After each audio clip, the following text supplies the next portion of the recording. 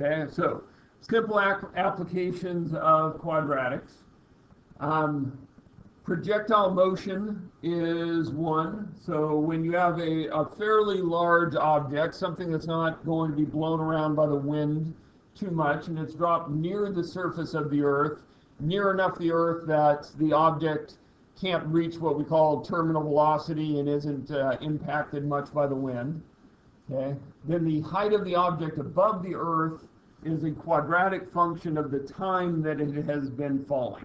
This was part of what Isaac Newton discovered and worked on to come up with equations. So if the units that we're working in happen to be in feet, then this is the equation. The minus 16 has to do with the acceleration due to gravity that Newton in part and others calculated. It's a different number if you're measuring in meters instead. It's actually a negative 4.9 if you are using meters. Okay, but negative 16 for us here. And this equation encompasses, we can see how it is quadratic. We've got a square on the t, and then there's a term that just has a t to the first power, and there's a constant term. Okay? The v0 in here, subscripting with a 0 oftentimes refers to a beginning point. So this is the initial vertical velocity. Okay, so how much the object, was it just dropped, or did you throw it up in the air, or did you throw it down? Okay, and h0 is the initial height above the Earth of the object, and we're measuring our time in seconds. If we change to something else, and seconds makes sense because normally something's not going to be able to fall for hours or minutes, and if it does, then it doesn't really obey this equation anymore because the speeds would be too large and there would be air friction unless you are in a vacuum. Right, that's always the caveat in the physics class is if this object was falling in a vacuum. All right, so I want you to think about this just for a second. If you are standing next to a deep well and you toss a coin into it, okay, does the way that you toss the coin in affect how long it takes before you hear the splash at the bottom of the well?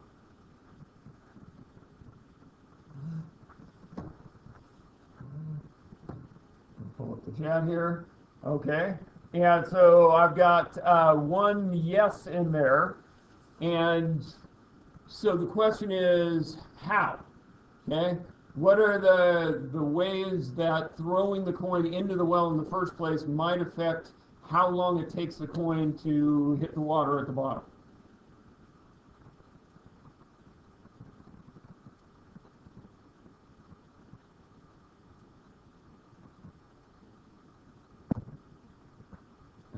So I imagine on one hand, okay, the angle and the height, certainly, okay. So as I flip the coin in there, I can hold it out above the well and just drop it, okay, or I could like balance it on my thumb and flick it up in the air so it spins and then drops down into the well, in which case it's going to take a little bit longer than just dropping it. Right, because it had to go up for a little while first and then it falls down. Or if I really wanted it to get to the bottom in a hurry, I could just throw it down into the well. Okay? And that's why this v0 is in here. Okay, that's what this initial vertical velocity is. Now, we talk about this only being the height and the vertical things on this because, yes, I might be throwing that coin at an angle, but that angle accounts for two different types of motion. There's an up and down motion that is part of this, and there's a side to side motion, and the side to side is not affected by gravity. The only thing that's affected by gravity is the up and down, and I don't want to get too much into a physics discussion in here or we won't get very far. Okay? If you want to have a physics discussion during my office hours, definitely drop by there. I like having those discussions, but this isn't the time for it. All right, so that is why we have to have that initial vertical velocity piece in there. So let's take a look at a sample problem.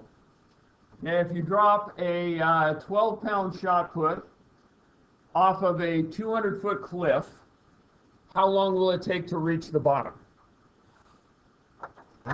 Well, the approach that we would take here, we'll call this problem number 1. I didn't really leave myself a lot of space in the middle there.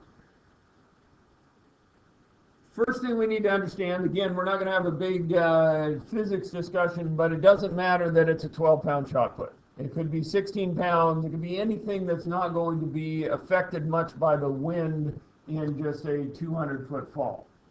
Okay? But the 200-foot cliff, this is my initial height. This is H0. I just dropped this. I didn't throw it up in the air. I didn't throw it downward. So dropping it means that my initial vertical velocity is 0. Okay? My initial height is 200. So following the pattern of the equation, the height after any given time will be equal to negative 16t squared plus v0t. Well, v0 is 0.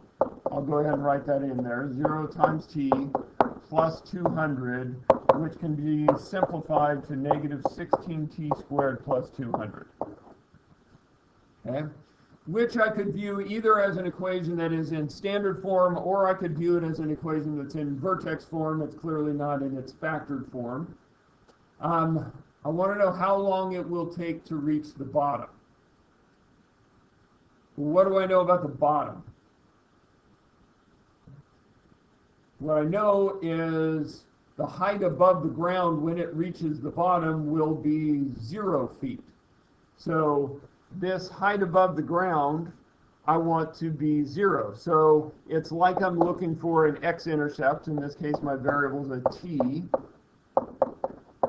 So this is the equation that I need to solve. Okay?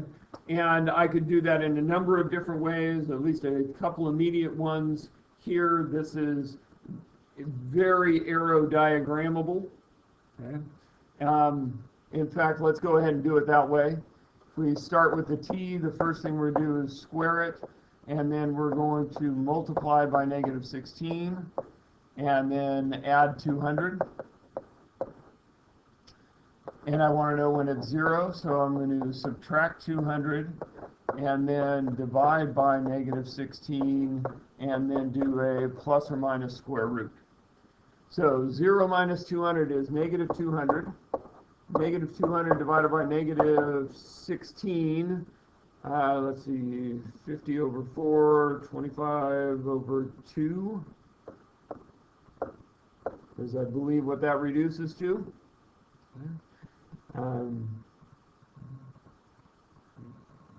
Yep, okay. And then I'm going to do a plus or minus the square root of 25 over 2, which is plus or minus 5 over the square root of 2. I don't know exactly what that number is. I suspect that it's somewhere 1.5 to 2 seconds. The plus or minus, though, it tells me that there's 2 answers, and I expect there to be 2 answers. Okay? But only one of those answers makes sense for this problem. When I bring it back to the context of the problem, the only one that makes sense is whatever 5 divided by the square root of 2 was.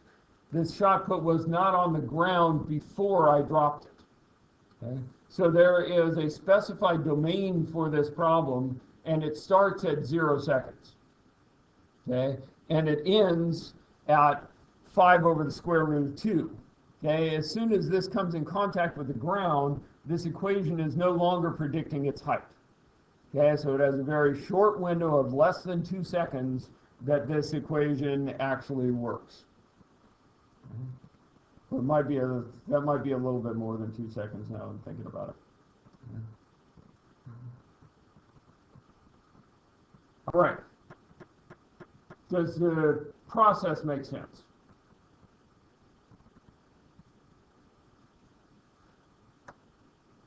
That part. Should speak up. All right. So on that one, again, we had the initial vertical velocity of 48. So into our formula where the V0 was. Whoa, this should be a plus in this formula. It's negative 16t squared plus V0t plus H0, not minus. Get that fixed. And then in our second problem, we had an initial vertical velocity of 48. So we put that in there, did a little factoring to make the numbers smaller, and then did the quadratic formula to figure out what value would actually make that come out to be 0. And then we'd use a calculator again from there to get that answer. All right, for our next example here, we have a landscaper that is enclosing a rectangular vegetable garden for a client. One side of the rectangle is against the garage, but the budget only allows for 40 feet of the decorative fence that he wants to put around this for the other 3 sides. Okay, and we want to know what is the largest possible area that he can enclose for this vegetable garden. Okay.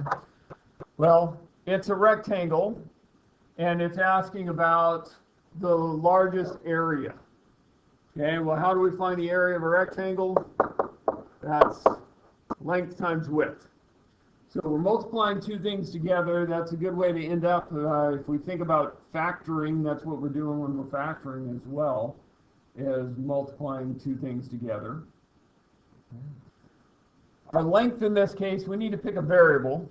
So let's say we call this the length and this the width. Well, what we know here with the 40 feet of decorative fence is it takes 2 widths plus 1 length is going to be the 40 feet. We're not going to put the fence back against the garage. We'll leave the garage as it is. Okay? Which tells me that I could express the length as 40 minus 2 widths.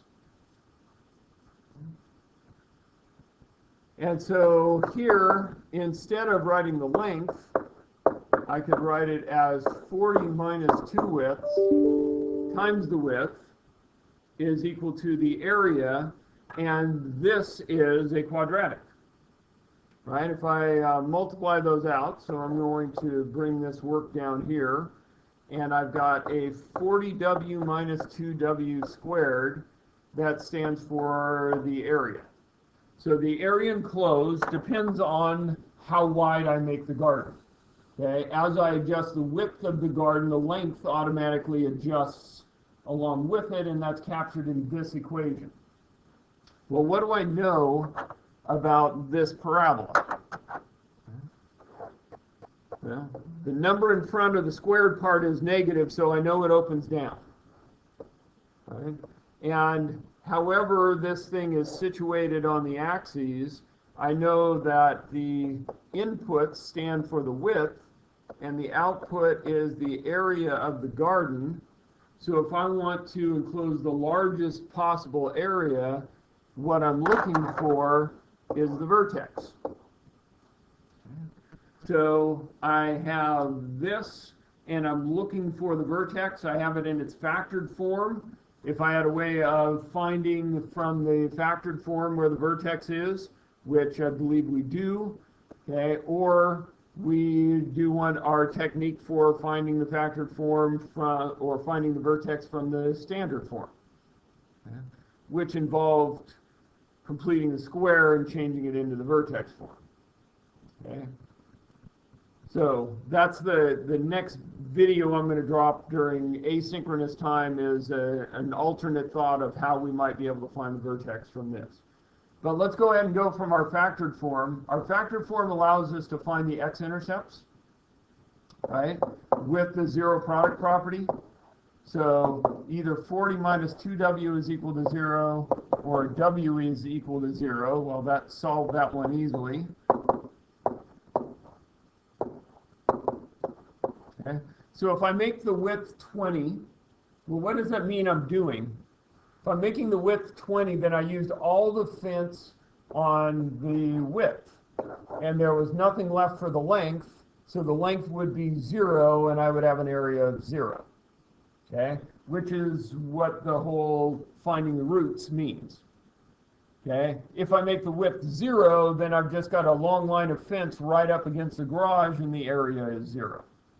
Okay, but we found the roots here because if we add our roots from the factored form, we said that because of symmetry, the axis of symmetry would be at the average of these two.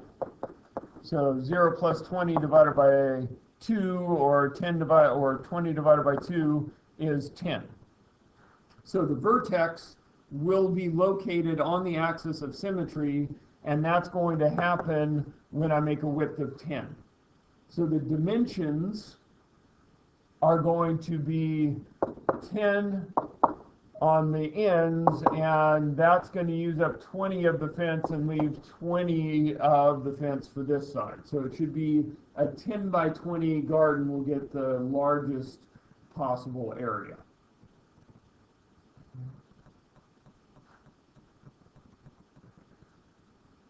Okay, as the second question here, if the landscaper wants a garden area to be exactly 150 square feet, okay, and use all of the fence, and what dimensions will the garden be? Okay. Well, if he's going to use, we've already got an expression for the area. Our area is 40W minus 2W squared, and he wants that to be exactly 150 square feet, and he wants to use up all of the fence. Then we could make this look like a finding the roots kind of problem. We just need to shift some things around. So negative 2W squared plus 40W minus 150 equals 0, and now we can work on finding the roots of that. Again, I could factor out a negative 2. I get a W squared minus 20W plus 75 equals 0. And I don't know that it's going to factor, although, no, because it's positive and that part's negative.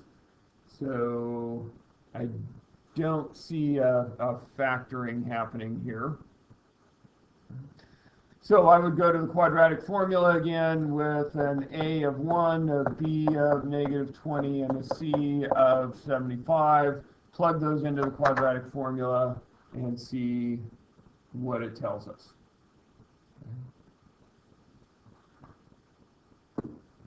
Okay. So we have the Wheelie Bicycle Company. They've been doing some research here, and they've determined that every time they raise the price of their electric foldable bicycle by $20, they tend to sell 8 fewer of them every week. They're doing a pretty good business, it looks like. They currently have the bike priced at $380, and they sell 32 of them in a week. But maybe that's not the best that they can do. Okay?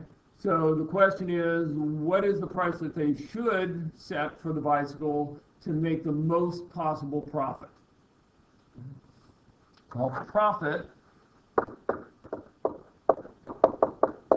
okay, it should be revenue, not profit in this problem, because we don't have any of the costs associated with this. So this really should be a question about revenue.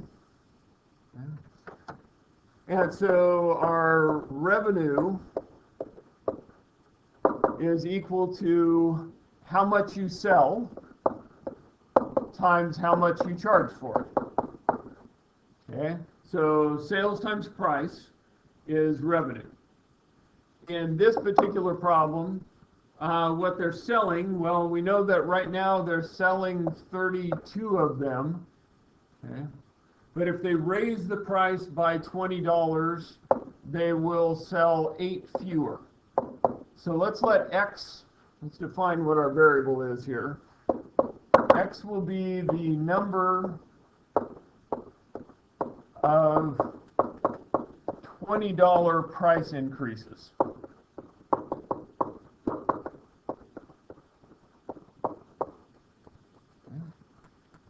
So if it's one price increase, then they're going to sell 24 instead of 32. If they do two $20 price increases, they're only going to sell 16. Okay. The price at the same time now is going up. So it's currently $380, and they're going to look at making a certain number of $20 price increases. So here we have arrived at a version of this. Our revenue based on the number of $20 price increases is equal to this. We're looking for the most profit. Okay, so we're looking for a high point on this. Because of the negative in front of this x and the positive in front of this, this will be a parabola that opens down. So it should have a highest point, and that highest point will be at the vertex. So our job is to find the vertex. Okay. Given that I have this already in a factored form, it would probably be easiest to start by finding what the x-intercepts are. If I find the x-intercepts and then I average them, that will give me where the vertex is. So my x-intercepts are going to be found by setting this equal to 0 and applying the 0 product property. So 32 minus 8x equals 0, or 380 plus 20x equals 0. This will be 32 is equal to 8x, or x equals 4. Okay. This will be 380 equals negative 20x, or x equals negative 19, negative 1.9, and 38 divided by 2, negative 19. Okay, so my x-intercepts are negative 19 and 4, and so halfway between those, negative 19 plus 4 divided by 2 is at negative 15 halves, or negative 7.5. All right, that's where the vertex is. So that corresponds to the maximum possible profit. And what is that telling me to do?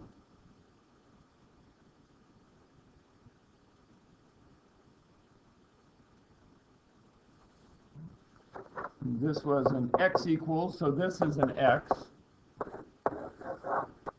X was the number of $20 price increases. This is telling me to lower the price significantly. It says you need to do negative 7.5 $20 price increases. Okay. So negative 7.5 times 20, that's it says drop the price by $150.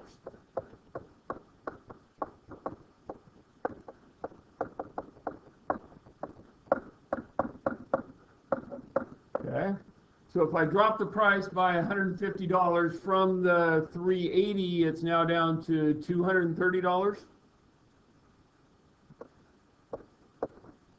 So I'm going to set the price at $230, and it's going to predict that I am going to sell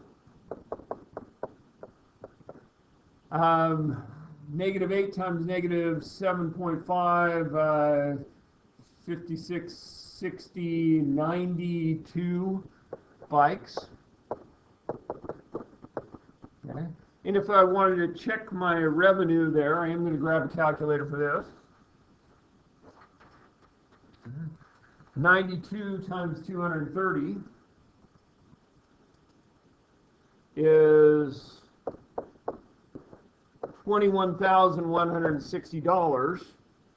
As I was going right now, selling them for $380 a piece and 32 bikes, that was only 12,000. My 32 times $380 per bike was $12,160. Okay.